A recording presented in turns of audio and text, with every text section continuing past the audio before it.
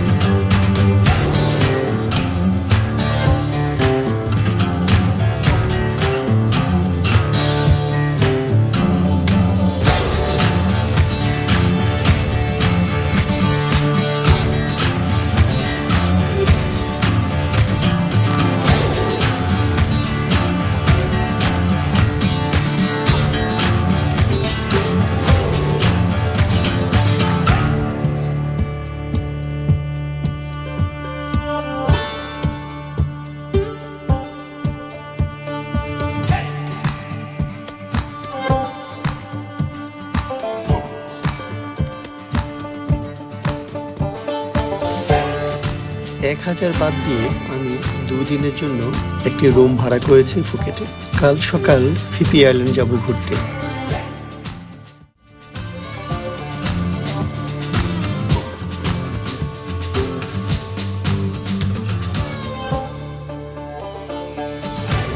যেই হোটেলে উঠেছি সেই হোটেল থেকে আমি 1000 টাকার একটি প্যাকেজ কিনেছি ফিফি আইল্যান্ড ঘুরতে যাওয়ার জন্য। 1000 বাথের এই প্যাকেজে সকালের ব্রেকফাস্ট, দুপুরের লাঞ্চ, বিকালে একটি হালকা নাস্তা সহ যাতায়াতের সব ব্যবস্থা।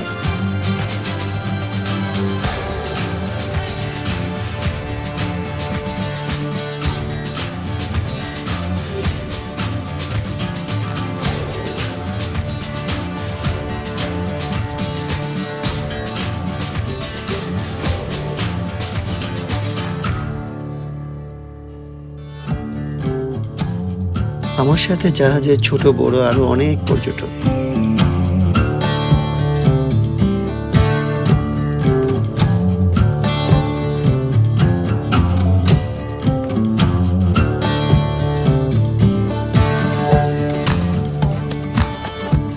বিশাল সমুদ্রের বুকে ছুটে চলেছে আমাদের জাহাজ।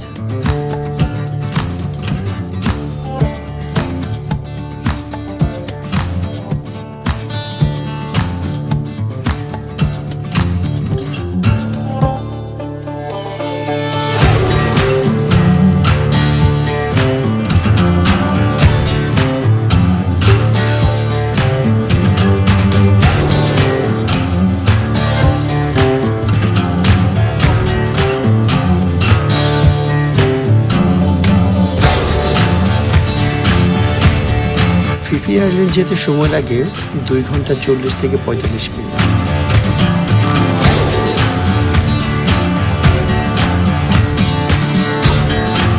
সমুদ্রের বুকে ছোট ছোট পাহাড়গুলি অদ্ভুত লাগছে। এই দোকান থেকে আপনি হালকা খাবার যেমন chips, chocolate, chewing gum, ice cream, drinks সবকিছু কিনে খেতে পারেন।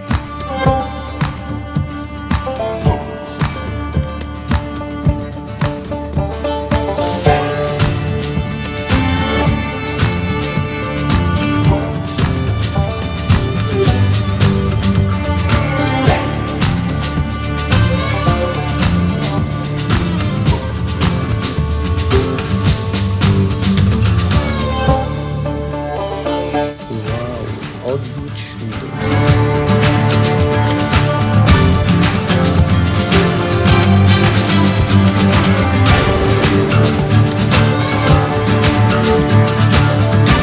সমুদ্রের নীল পানিতে পাহাড়গুলো দাঁড়িয়ে আছে।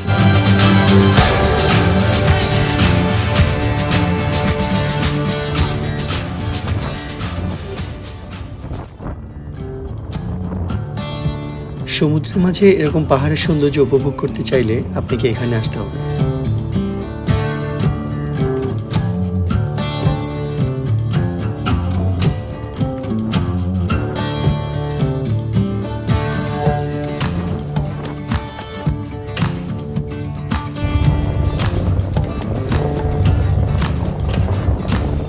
ফিফি আইল্যান্ড যাওয়ার পথে এখানে কিছুক্ষণ যাত্রা বিরতি দেওয়া হয়।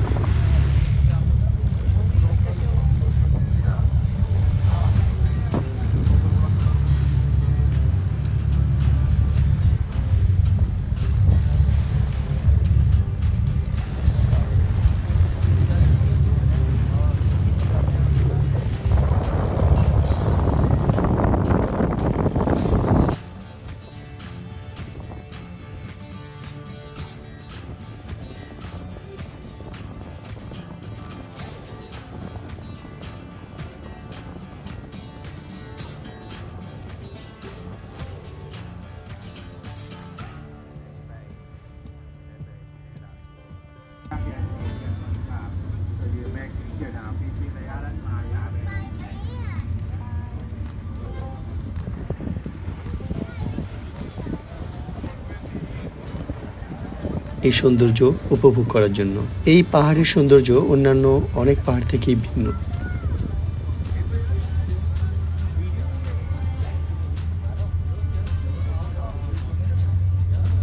আমরা আবার ফিফি আইল্যান্ড যাওয়ার জন্য রওনা দিলাম।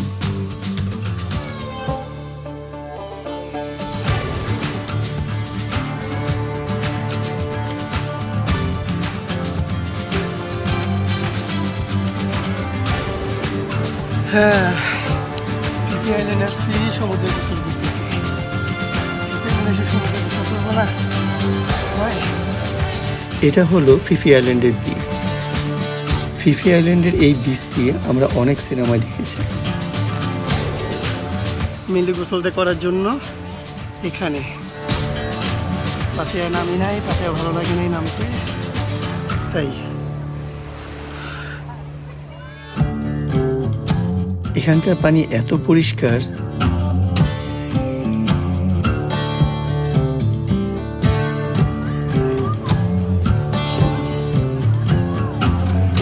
সাথে থাকলে ছবি তুলে দিত।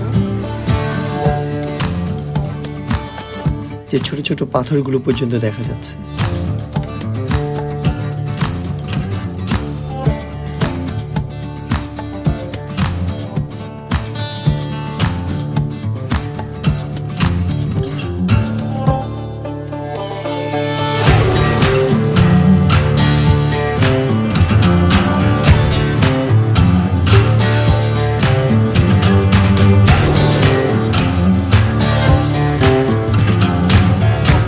প্যাকেজের ভিন্নতায় ফিফি আইল্যান্ডের অনেক সুন্দর সুন্দর জায়গা আছে।